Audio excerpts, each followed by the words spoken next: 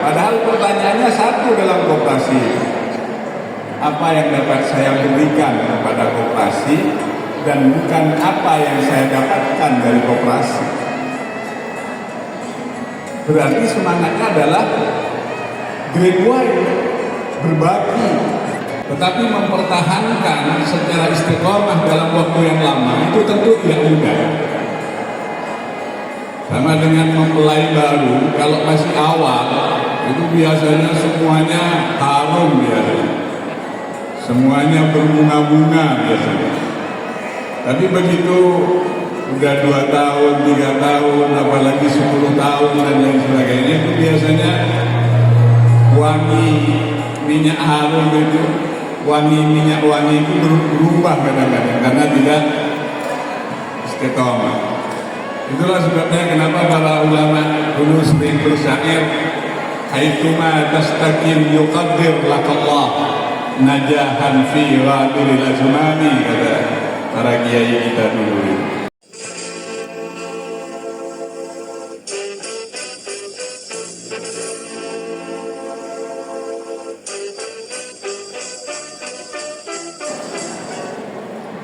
Lemari hebat dari tambak beras, lemari paten dari kota Sasa. Koperasi kuat kalau ada trust, dan koperasi keren ya koperasi Andisa.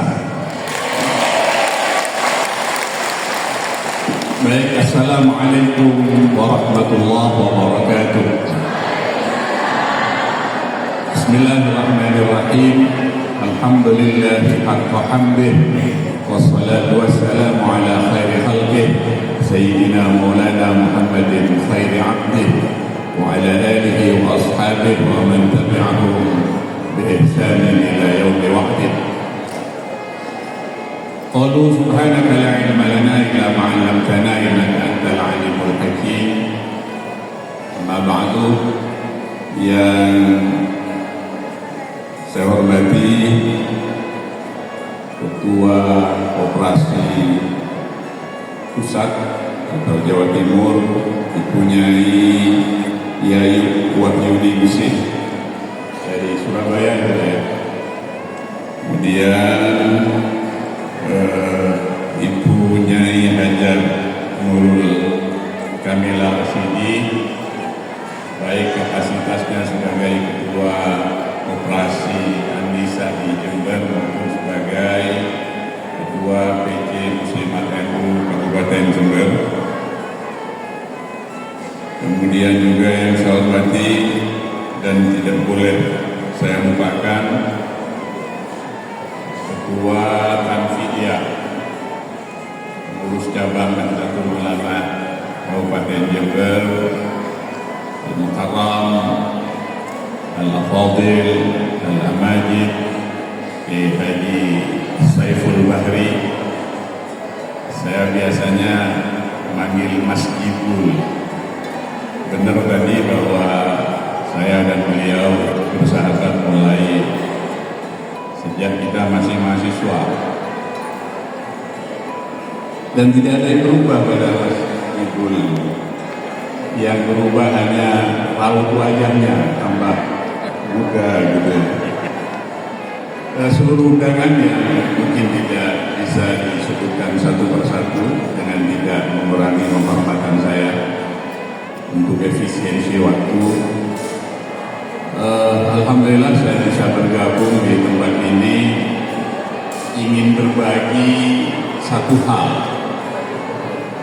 Biasanya orang melihat reputasi atau melihat performa dari sebuah organisasi, apakah itu Nahdlatul Ulama, apakah itu koperasi dan lain sebagainya, biasanya dilihat dari 3 hal.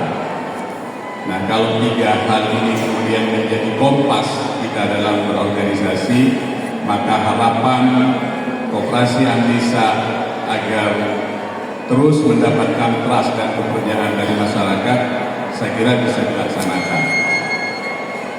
Apa itu? Yang pertama, ketika tadi disebut sebagai koperasi ta'awun, ta'awun itu adalah saling tolong menolong. Ini butuh prasyarat, namanya tarohum. Tidak ada ta'awun tanpa tarohum. Dan tarohum butuh syarat, namanya tafahum. Tidak pernah ada tarohum tanpa tafahum. Dan tafahum juga butuh syarat, namanya ta'aruf. Tidak ada tafahum tanpa ta'aruf. Jadi pertama kali yang sesungguhnya harus mendarah daging bagi seorang pengelola atau memiliki tata kelola sebuah organisasi termasuk koperasi, pertama-tama memang dari ta'aruf. Dari ta'aruf naik ke tafahum, naik ke tarohum, baru ke ta'awun. Dari ta'awun ini kemudian terjadilah taghyir. Tetapi yang ingin saya sampaikan adalah 3 hal itu tadi untuk menilai atau melihat reputasi dan performa sebuah organisasi. Apa yang kita kenal dengan istilah eksistensi, resiliensi, dan developmentasi. Jadi misalnya seperti apa atau bagaimana keberadaan koperasi An-Nisa di tengah pusaran koperasi-koperasi yang lain di Indonesia. Pak Hatta itu Bapak Koperasi Indonesia mengatakan bahwa koperasi ini adalah sumber ekonomi rakyat Indonesia. Kalau saya sumber itu sudah jadi catatan besar. Jadi koperasi An-Nisa termasuk di juga tidak sekedar ada, tapi bagaimana keberadaannya koperasi-koperasi yang lain. Nah, disitulah kemudian tentu kehadirannya, keberadaannya tidak sekedar sebagai letak cerita, karena yang lain koperasi juga bukan itu. Keberadaannya tentu tidak sebagai maksudnya, keberadaannya tentu sebagai pamit, keberadaannya betul-betul sebagai pelaku yang kehadirannya itu penting bagi masyarakat ekonomi di sumber penghasilan. Nah, ketika operasi An-Nisa misalnya itu mampu menunjukkan bahwa kehadirannya betul-betul penting dan kontributif yang disebutkan tadi, maka orang akan memiliki kepercayaan yang semakin lama semakin besar. Jadi prinsipnya adalah pasar, gitar, dan slogan. Jadi semakin lama semakin pas, semakin kuat, semakin lama semakin baik, dan semakin lama semakin strong, semakin kuat. Itu yang pertama. Jadi mau tidak mau pengurus dari yang dilantik itu mau tidak mau mulai hari ini melakukan refleksi akan kehadirannya, akan keberadaannya. Keberadaan saya itu apa dan apa yang harus saya lakukan setelah dilantik. Maka keberadaannya harus betul-betul penting, harus betul-betul diperhitungkan, harus betul-betul distributif bagi kebudayaan ekonomi masyarakat Jember. Inilah Masyarakat yang paling penting, kemudian terus besar, bereskalasi dan bereskalasi. Itu satu tentang eksistensi. Tidak cukup hanya eksistensi, tidak cukup tentang kehadirannya yang penting itu, tetapi harus dilanjutkan dengan resiliensi, kebertahanan. minta. Biasanya orang menumbuhkan sesuatu itu tidak sulit, tetapi mempertahankan secara istiqomah dalam waktu yang lama itu tentu tidak mudah. Sama dengan mempelai baru, kalau masih awal itu biasanya semuanya harum biasanya, semuanya berbunga-bunga biasanya. Tapi begitu udah 2 tahun, 3 tahun, apalagi 10 tahun dan lain sebagainya, itu biasanya wangi minyak harum itu, minyak wangi itu berubah kadang-kadang karena tidak istiqomah. Itulah sebabnya kenapa para ulama dulu sering bersyair, haitsuma tastaqim yuqaddir lakallah najahan fi ghadiril azmani, kata para kiai kita dulu. Jadi di tengah perjalanan tidak mungkin selamanya damai, tidak mungkin selamanya tenang. Pasti ada kompetisi, pasti ada benturan, pasti ada badai, bahkan mungkin keras. Disitulah diperlukan konsep kebertahanan. Sekali waktu Koperasi An-Nisa ini harus tegak, kokoh, sekokoh karang yang tidak mudah cuil oleh gempuran ombak yang dahsyat. Tetapi di sisi lain, dia harus selentur ilalang yang tidak mudah patah oleh beban dadakan. Di satu sisi dia kokoh, tanpa kompromi, terutama dia mempertahankan integritasnya. Tapi di sisi lain, dalam membangun jejaring, karena koperasi itu sesungguhnya adalah persoalan jejaring dan persoalan layanan. Jadi misalnya bagaimana Quran mengatakan agar kekayaan tidak berputar pada kaum kaya saja. Bagaimana kemudian yang lemah menolong yang kuat, menolong yang lemah, yang kaya menolong yang miskin, yang berkuasa menolong yang menderita dan lain sebagainya. Jadi konsep ta'awun itu seperti itu. Makanya dia dibatasi hanya dalam kebaikan dan takwa. Ta'awanu 'alal birri wat taqwa wa la ta'awanu 'alal itsmi wal 'udwan. Tetapi dalam itsmi wal 'udwan tidak dibenarkan kita melakukan tolong-menolong.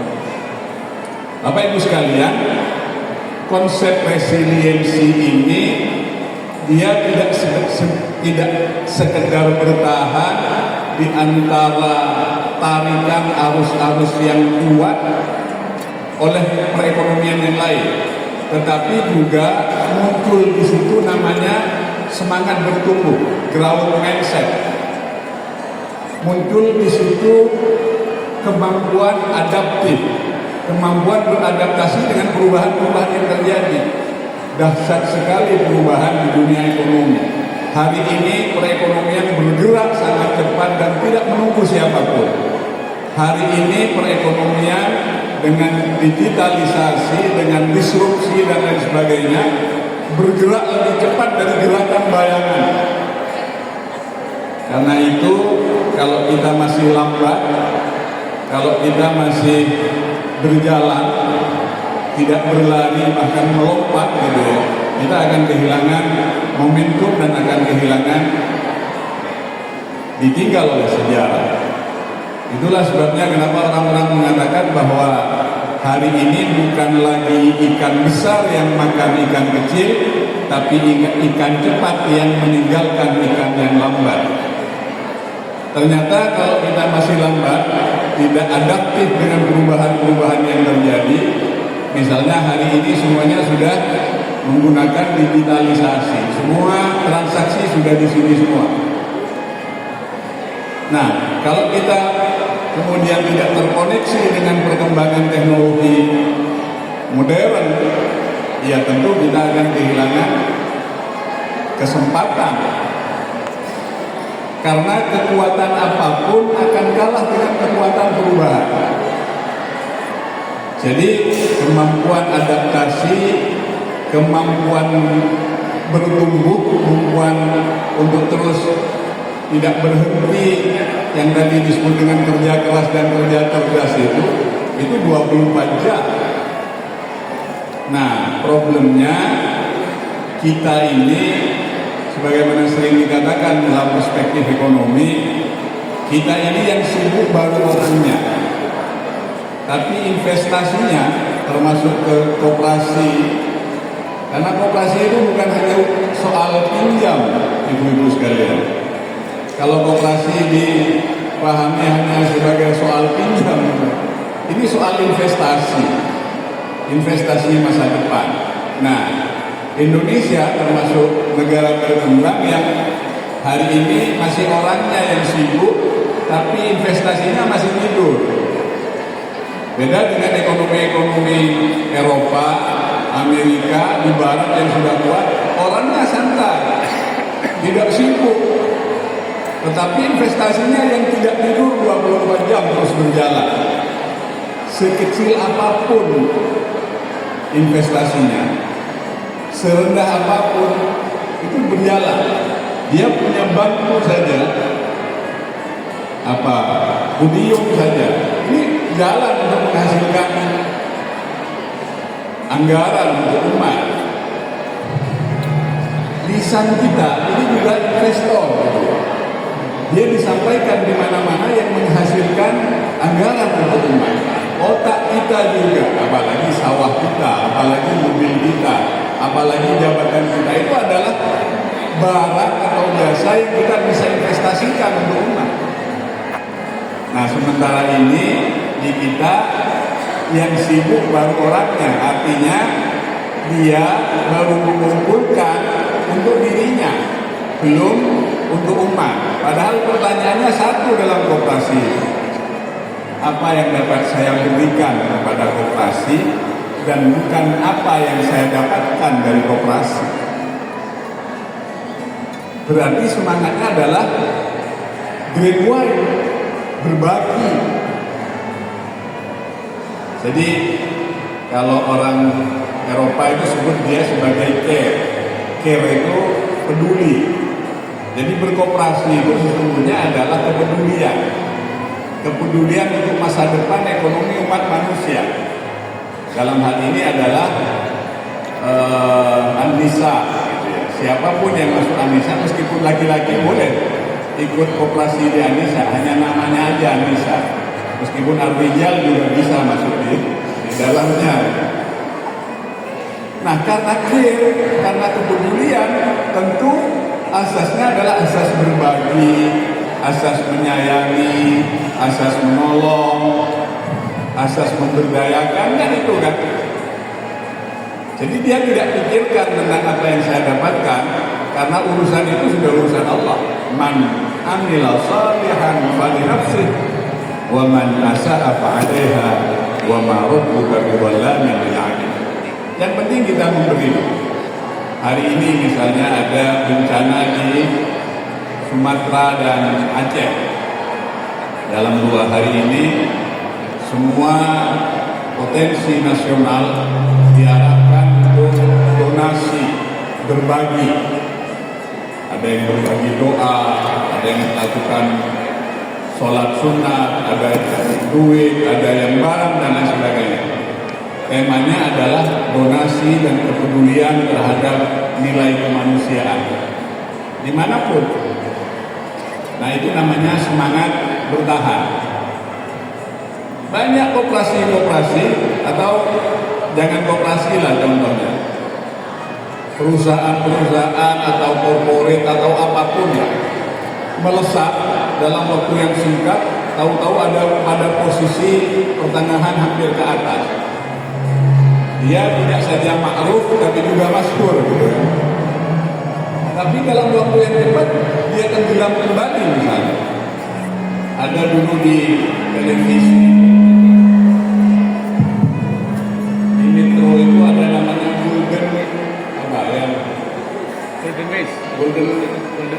Golden West Mario Teguh ya, itu hampir 8 tahun menguasai dunia pertelevisian sampai asetnya triliunan. Padahal hanya dengan kata-kata mutiara, super sekali, hanya gitu aja dia. Tetapi itu menjadi fenomena ekonomi sosial yang begitu mempesona dan begitu memukau. Banyak orang yang punya kemampuan seperti itu, tapi yang melejit di media, karena hari ini hari media, kalau sudah media mendukung, maka dia akan bisa populer secara singkat. Tapi ketika media tidak mendukung, dia akan ambruk secara cepat. tepat juga. Maka siapa yang menguasai media, dialah yang akan berkuasa. Makanya berat-rapat dengan Pak Aryudi. Pencitraan ini. Nah, kenapa dia cepat muncul dan cepat hilang? Karena konsep pemerintahannya yang lemah, konsep resiliensinya yang lemah. Akhirnya hari ini memprihatinkan itu sebenarnya. Padahal waktu itu belum ada Ginanja, belum ada spiritual question dan lain sebagainya, tapi melejit ya. Apalagi dalam pengumpulan dan pengelolaan ekonomi umat. Ini semakin dahsyat operasinya di Indonesia. Nah, jadi yang kedua dilihat dari resiliensinya, kebertahanannya. Ya, kalau sekarang baru dilantik belum ada godaan, belum ada badai gitu ya. Tapi semakin jauh dia berjalan, omsetnya sekarang baru disebut tadi eman, miliaran. Nanti setelah triliunan itu pasti akan ada hempasan, ada macam-macam yang dihadapi. Nah, kalau dia bisa bertahan dalam keadaan seperti itu, maka dia disebut sebagai organisasi yang kuat. Jadi konsep keberadaan yang betul-betul bermakna dan berdampak, meaningful dan impactful. Kemudian yang kedua adalah pertahanan atau resiliensi yang dia tahan oleh beban dadakan, yang dia tahan oleh beban yang deras dan lain sebagainya. Baru kemudian yang ketiga ada namanya konsep developmentasi, konsep pengembangan. Ada konsep keberadaan, ada konsep kebertahanan, dan ada konsep keberkembangan. Apa konsep keberkembangan itu? Adalah semangat berkembang di antara komunitas yang di dalam organisasi itu. Growth mindset itu tadi, semangat bertumbuh. Tidak ada waktu yang dia tidak gunakan untuk melakukan hal-hal kreatif dan inovatif dalam rangka mengembangkan koperasi yang sedang dijalaninya. Setiap hari terus melakukan hal-hal yang inovatif untuk mengembangkan ekonomi umat ini. Caranya gimana? Tentu sekecil apapun potensi yang ada, itu dikapitalisasi menjadi hal yang berharga. Sekecil apapun potensi yang ada, dikapitalisasi menjadi sesuatu yang strategis dan berharga. Demikian yang dapat saya sampaikan, karena ini hanya sambutan. Maka apa yang kita dengar mulai pagi tadi betul-betul bisa memberikan semangat kepada kita untuk bekerja lebih, untuk berpikir lebih dan berkarya lebih, sehingga semuanya menjadi amal jariah bagi kita semua yang akan kita petik di dunia dan akhirat. Saya kira itu. Terima kasih atas segala perhatian, mohon maaf atas segala kekurangan. Cuci tangan sampai bersih. Cukup sekian dan terima kasih. Assalamualaikum warahmatullahi wabarakatuh. Waalaikumsalam warahmatullahi wabarakatuh. Terima kasih kepada Profesor Dr. Haji Hafizah Rektor Universitas Jember yang sudah memberikan sambutannya di siang hari ini.